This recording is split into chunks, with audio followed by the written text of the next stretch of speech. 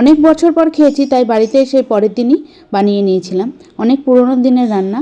এখন কিন্তু অনুষ্ঠান বাড়িতে প্রায় প্লাস্টিক চাটনি হয় না বললেই চলে, কিন্তু আমি রিসেন্টলি একটা বাড়িতে প্লাস্টিক চাটনি খেয়েছিলাম, অনুষ্ঠান বাড়িতে অবশ্যই। তাই জন্য বাড়িতে এসে পরের দিনই তৈরি করে নিয়েছিলাম। তার জন্য পেঁপে একদম পাতলা পাতলা করে কেটে নিয়েছি, তারপর গরম জলে 2 থেকে 3 মিনিট মতো ভাপ দিয়ে তুলে নিলাম। এবার 1 কাপ চিনি আর 1 কাপ জল কড়াইতে দিয়ে চিনিটা যতক্ষণ না গলছে ততক্ষণ নাড়াচাড়া দিয়ে যাব।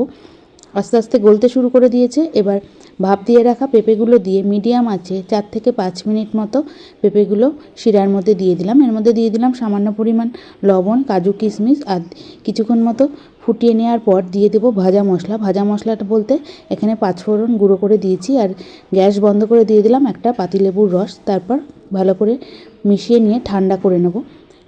ঠান্ডা হয়ে যাওয়ার পর একটা বাটিতে চাটনিটা নিয়ে নিচ্ছি। তারপর ওপর থেকে দিয়ে দেবো কিছুটা পরিমাণ বেদানা, কারণ গরম থাকলে বেদানাটা দিলে বেদানাটা সিদ্ধ হয়ে যাবে। ঠান্ডা হয়ে যাওয়ার পর বেদানা দিয়ে দিলাম, আর দিয়ে দিলাম কিছুটা পরিমাণ শুকনো লঙ্কা কুচি। তাহলে তৈরি হয়ে গেল প্লাস্টিক চাটনি।